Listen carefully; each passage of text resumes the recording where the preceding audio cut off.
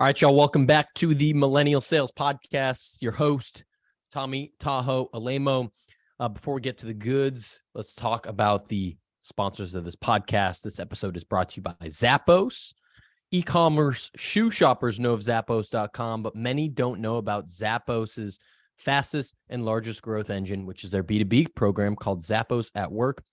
Zappos at Work is a unique B2B2C program that provides high-quality safety footwear, apparel, and uniform solutions for a range of industries in Fortune 100 companies like Delta Airlines, Chewy, Amazon, and Blue Origin. Zappos at Work is growing and is hiring sales directors, managers, and BDRs to help take them to the next level. Their B2B solution keeps employees safe and compliant at work while helping employers improve their company's culture through innovative, customer-driven footwear solutions. If that sounds interesting to you, go email them Zappos at work at Zappos.com. That's Zappos at work at Zappos.com, or you can go and apply directly online. It's also brought to you by the Revenue Lab Prospecting Cohort Bootcamp number 2. That is what my friend and Anthony Natoli and I are running.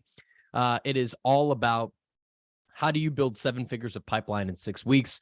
We do live sessions, 2.5 hours of live calls every single week, including, live sessions where we're walking through exactly how we prospect.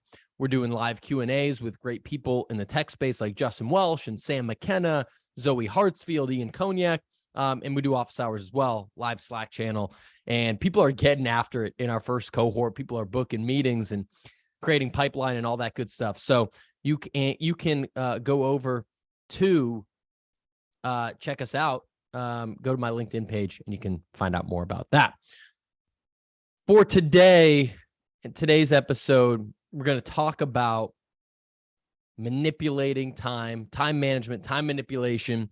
And it's something that I posted on LinkedIn. It got a lot of reaction, so I figured I would talk about it. It's also something that we talked about in the Revenue Lab prospecting bootcamp. And what's interesting to me is that we all have 24 hours in a day. Bill Gates, me, you, the person that works at Starbucks that took your order this morning, Sarah Blakely, Oprah, everyone's got the same amount of time. And it's really the only equalizer that we have because everyone has a different, family life. Everyone has a different coming up story. Everyone's got different values, different perspectives, different focuses, but no one changes time, right? And it's interesting to me how some people get so much shit done and some people don't. And love him or hate him, a great example is Elon Musk. I mean, dude is trying to put people on the moon. He's reinventing the whole car industry. Now he's taking over Twitter, and he does a lot of shit in 24 hours. And I look at other people, and they're taking naps all day. And I like to be in the camp of trying to get things done and be productive and move myself and my business and my family forward. So with that said, I don't think time management is the right way to phrase it. I think it's time manipulation, right? Because you're not managing your time, but how can you manipulate that same 24 hours to get the most amount done and not even get the most amount of things done, but make the most progress? Because it's not always you need 100 things done. It might just be one thing done really well. So with that said, I think there's 4 steps to manipulating time. And let's take into account sleep, right? I'm not one of those people that's going to tell you to sleep 3 hours a night, right? I'm trying to get my 7, 8 every single night, sometimes successfully, sometimes not. Last night I got my 8 and I'm feeling pretty good. You got to eat, you want to spend time with your family, you want to exercise, you're working, you might have kids or pets or friends or all these different things, right? So, and I think it's completely valid for someone to want to have the highest output in their work life. Or a lot of what we're going to focus on in this is specific to salespeople. But, take this as you will. You could get the 40-hour work week done in 20 hours and hit your quota, and then spend the rest of that time with your family or traveling or playing with your dog or whatever. Or you could also spend the full 40 hours, but get twice as much done or be twice as productive and crush your number and make more money. And both of those approaches are valid. But in either of those cases, we want to be more efficient with our time, right? Working 40 to 50 hours and just hitting quota, in my opinion, is not the name of the game, right? It's either you want either higher leverage on your time and you spend the rest of the time doing other things, or you want to make a lot more money and be a lot more successful with that same 40, 50, 60-hour work week. So I think there's 4 steps to doing this: to prioritize, to take action, to have urgency, and then to have systems. So we're going to go through all 4 of those today. The first step is to prioritize. So we do a lot of shit every day. And if I ask you what you do every day, you might not think about all of the small things that you do that are not getting you closer to where you want to be. So, an exercise you can do is take a couple of days, maybe even a week, and as you were doing things every 15 to 30 minutes, write down what you did. Did you, were you on a sales call? Were you prospecting? Were you taking a shower? Were you working out? Were you watching TV? Were you reading? Without judgment, just write down, just be observant, have awareness. Because again, this isn't about working 16 hours a day. So it's not about feeling guilty when you're not working, but it's just having awareness, right? And then let's think about what activities truly make an impact on where you're trying to go, right? Not many. If you're in sales, there's a few activities that will actually get you closer to your goal, right? Maybe it's researching accounts or prepping before a call or you're prospecting. It's, putting contacts into a sequence, right, that you're going to prospect. It's actually making calls, sending emails, sending LinkedIn messages, maybe direct mail, getting on those Zoom calls if you're an AE, putting proposals together, closing deals, negotiating. All of those things make an impact. They help you make money. They help you do your job. And then also learning and development. So listening to this podcast, reading a book, joining a community where you're actually learning things. All those things get you closer. What is not getting you closer and what is not making an impact? Updating the CRM, checking Instagram and TikTok, getting on a bunch of internal meetings, generally procrastinating, spending all of your day in email or in Slack, right? So if you take notice of how much time you're spending in each of these categories, the first thing you want to do is just no judgment, understand where you're spending your time, and then compare that to what an ideal situation is. So let's say you're working 8 hours a day and you're spending 2.5 of those hours on the activities that make a real impact. Well, if you're not where you want to be, you might want to try to rejigger your calendar where you can spend more than those 2.5 hours on high level impact activities. And I don't think that it's realistic if you're working for a company that 100% of your time is going to be impact driven. You do need to update the CRM. You do need to join internal meetings. You do need to do some BS, for lack of a better term, just in order to keep your job. So it's not going to go down to 0 most likely, but you can bring it further down and down. And it's more of a number, that a percentage that you want to keep getting higher and higher, the percentage of time that you spend on high impact activities. And the higher percentage that you spend on those, the more likely it is that you're going to get your job done in less time. So that's the first piece, prioritize. The second piece is taking action. So let's just say, for example, I don't think anyone is going to disagree that prospecting is one of the most important jobs that you have as a salesperson. If you're a BDR, it might be really the only job.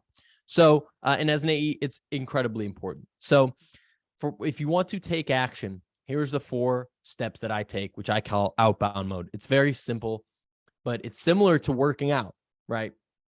Working out is not challenging to do, right? For most people, it's in our head. It's the resistance to actually do the thing that makes it challenging. So let's try to make it as easy as possible. So outbound mode has 4 steps. First, you prep the day before. So you know who you're going to call, who you're going to email, what the research is. So when it's time to actually do that, which can be scary to make cold calls, it can be intimidating, it can just be draining, or it's just challenging, right?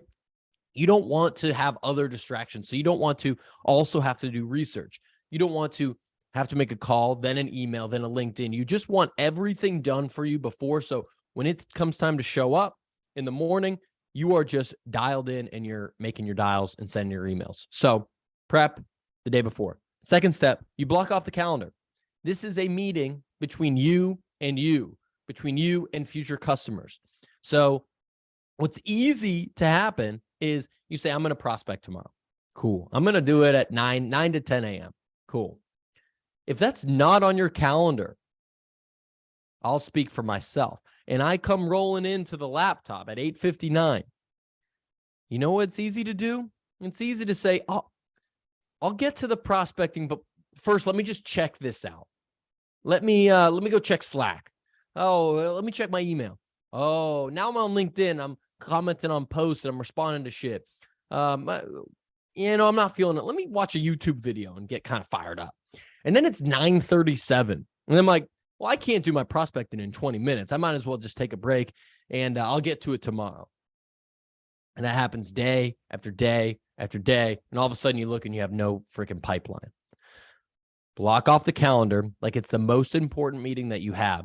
And so what I do is typically I do this in the morning. And I try to do it before, a lot of meetings might happen. So I might do it 7:30 to 9, 8 to 9, 8 to 9:30, depending on your role. If you're an SDR, you might need to do this multiple blocks, couple hour-long blocks a day. If you're an AE, an hour a day is probably going to suffice. You know your role better than I do, but typically that was my rule of thumb as an AE, was like around 60 minutes a day. Some might be 90, some might be 30, depending on what's going on. And as a last resort, if something urgent comes up and my CEO says, hey, we have an all-hands meeting at 8 a.m., you better be there. I'm not going to, although this is a very high priority meeting that I have with myself to prospect, I'm not going to be so, rigid on it that I'll skip a meeting with the CEO, but I will move that meeting. And it might not be ideal, but I'm going to move it now to 2 to 3 or another time in my calendar that it fits. Or I'll get up earlier and I'll go 7 to 8, and I'll get it done because it's on the calendar. So that means I need to get it done. So I could not more highly emphasize that. Third piece of this, no distractions. So when I'm in here, my phone's on do not disturb or it's in another room. My Slack's off. I'm not in email. I use for my business Apollo. It's not an ad. This is what I use for prospecting. So I'm in Apollo. I'm not in my own email. I'm not even in my inbox. I'm sending emails from Apollo. I've already got my research done, so I'm not there. If I go to LinkedIn, it's only to make those touch points. So it's not to comment and it's not to like, and it might be to add, people on there and make a connection request because that's a step of the sequence. But I'm not going on my phone, email, Slack, social media. And the fourth part is just having the discipline, right? What we're doing is creating minimal friction. So let's go back to the workout example. Let's say you want to work out in the morning. I'll give you two scenarios. One is set your alarm for 6 a.m. and you're just going to go and figure it out and go work out, right? You could do that. That is possible, but there's a lot of friction there, right? The way to remove friction and make it easier to work out is I'm going to do a few things. I might place my alarm on the other side of the room, so I have to get out of bed to turn it off. I might have all my clothes laid out in order, so it's easy, or even sleep in my gym clothes, so it's easy to do that. I might have my workout already planned the night before. Perhaps I committed and paid for a class. You're doing all of these things that, even if you do that, it is possible for you to still sleep past your alarm and call it quits for the day, but it's really hard to do that. You'd have to get up, walk past your gym clothes, turn off your alarm, walk past them again, eat the money that you paid for the class, or skip the workout that you already had.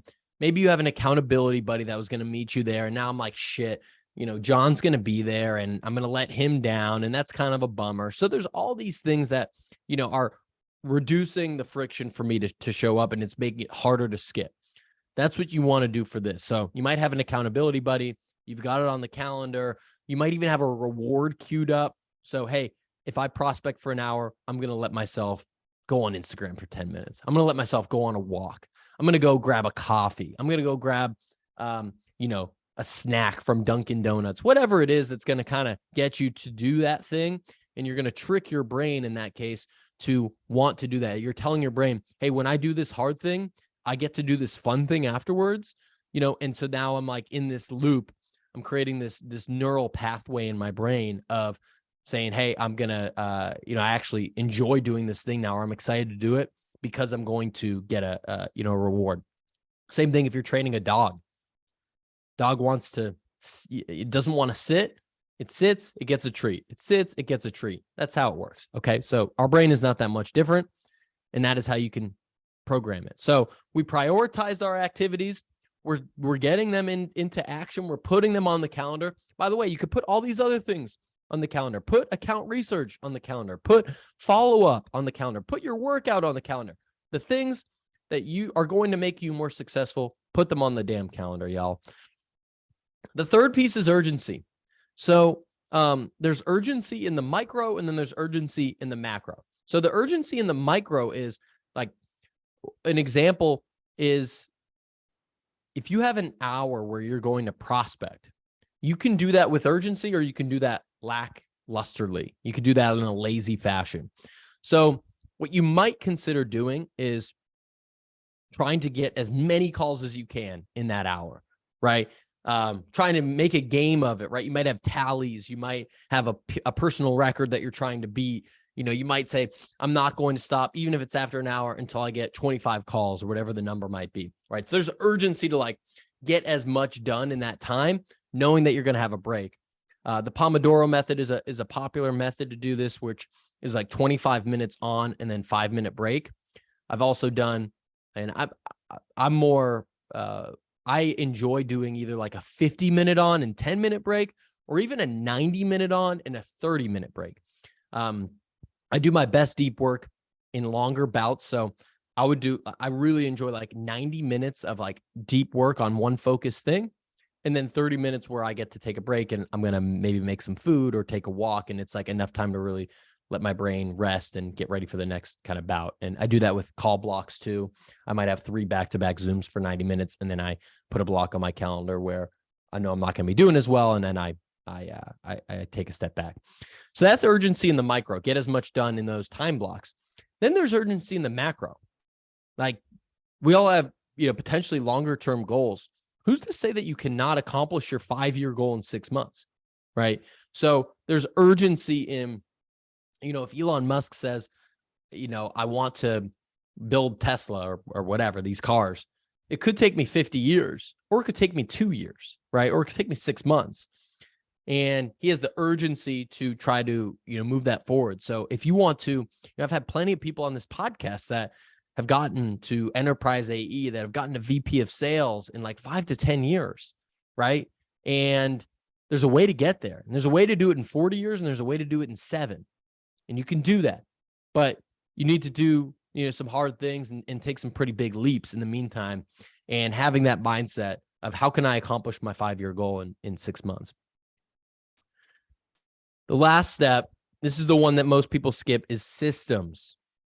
So James Clear, he wrote the book Atomic Habits. Please pick up that book if you haven't already. Said winners and losers have the same goals. Think about right now it's January, so it's football playoffs, even though my Patriots are not in there. But at the beginning of the year, there's 32 teams. It's fair to say that every team has a goal to, if not win the Super Bowl, at least make the playoffs, right?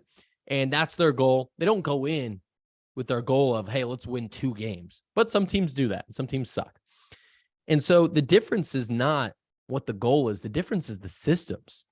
The difference is how good are these people? How talented are they? How hard did they work? What was their game plan? What was their strategy? All these different things. It was the execution that changed things, not the goal, not the thing they wrote on the whiteboard, although that is good. So there's a few systems that I use. One is outbound mode, which we talked about. One is color coding the calendar. So talked about prioritizing your activities, things that make you money, things that don't. I color code my calendar. So things that are going to make me money, like revenue generating meetings, those are green. Things that are more prep work, Maybe I'm doing account research. Maybe it's like an internal meeting, things like that, that are still valuable, but not at, the most valuable thing. Those will be in blue, right? And then like breaks might be in red, and those are good, but you can't be breaking the whole day, but you want to have those strategically placed. Workouts, I put in yellow. And so I can take a quick look at my calendar over the week and see, man, I have very little green here. I didn't have enough client meetings. I didn't do enough things to move the needle forward, right? Or I have a week where it's all blue. I'm like, God damn, I'm spending so much time in internal meetings. And this happens when you're a rep at a company, especially if the company's growing. I just noticed, like, in several places where I was at, as the company grows, all of a sudden there's way more internal meetings. Meeting with my boss, a meeting with my CSM or my BA or my BDR, and we have an all hands, and we have this and we have that. I'm like, God damn, I got no time to do what I need to do. And so that's a good thing to be aware of, and you can make adjustments. I also time task batch. So in the spirit of, let's say, account research, there's two ways you could do it. You could do it haphazardly, 15 minutes, 30 minutes a day, little by little, or you can take an hour block every week or a couple hour block once a month even, and do all of it, right? And our brain is wired to single task. I know we like to multitask. You're probably multitasking right now when you listen to this podcast and you're cleaning the dishes or walking the dog or working out, which is fair. But our brains are really only wired to do one thing at a time. And there's a cost to task switching. There's a cost to jumping from thing to thing. So it's easier to for our brains to focus on one thing and do that for a longer period of time. So things that take a long time, like account research or things like that, I would recommend trying to task batch them and do it that way. So those are a few thoughts. And, when we're thinking about time, the way that I would close this out is you think about, there's a great book called The One Thing by Gary Keller. He created Keller Williams Realty, and it's probably $1 billion company, and was a salesperson, and he's probably worth 100 million or something like that. I don't even know, but it's a great book. It's really focused on what is the one thing. Well, in the grand scheme, what is the one thing that I want to do? And maybe that, whatever your goal is, let's say it's to, be a VP of sales someday. Okay. Well, what's the one thing I need to do this year to do that? Maybe it's make President's Club. Okay. In order to do that, what's the one thing I need to do this quarter? I need to hit 150% to goal. Okay. Then this month, then this week, then today. And what you'll find is there's one thing that you got to do today. And it doesn't seem like a lot, but if you do that every single day, that adds up a ton in, a year, and a ton in 5 to 10 years. And so I'll take myself, for example. I've always wanted to run my own business. This is the first month I left Gong at the end of December to start this company. And it was not the result of just taking a leap of faith one day. It was 6 years of producing content every single day that led to a point where I had enough audience and then revenue where I felt comfortable leaving. But I couldn't just make that decision one day and feel good about it. I needed to go brick by brick, inch by inch, and things happen by doing the right thing consistently over time. I'm not perfect. I don't do the right thing every single day, but I do it more often than not. And that's led to some really good results for me personally and professionally. So, 1% better every day. There's a phrase in Japanese that I love. It's called Kaizen, which is continuous improvement. And you're always just focused on being a little bit better than you were the day before. Not perfect, but you're working on progress. So those are the 4 steps. If you find yourself saying at the end of the day, God, I felt like I was doing a lot, but I don't have any progress to show for it. Try this out, prioritize, take action, have urgency, and then create systems. And that's all I got for today. We'll be back next week with another episode. Make sure to hit me up.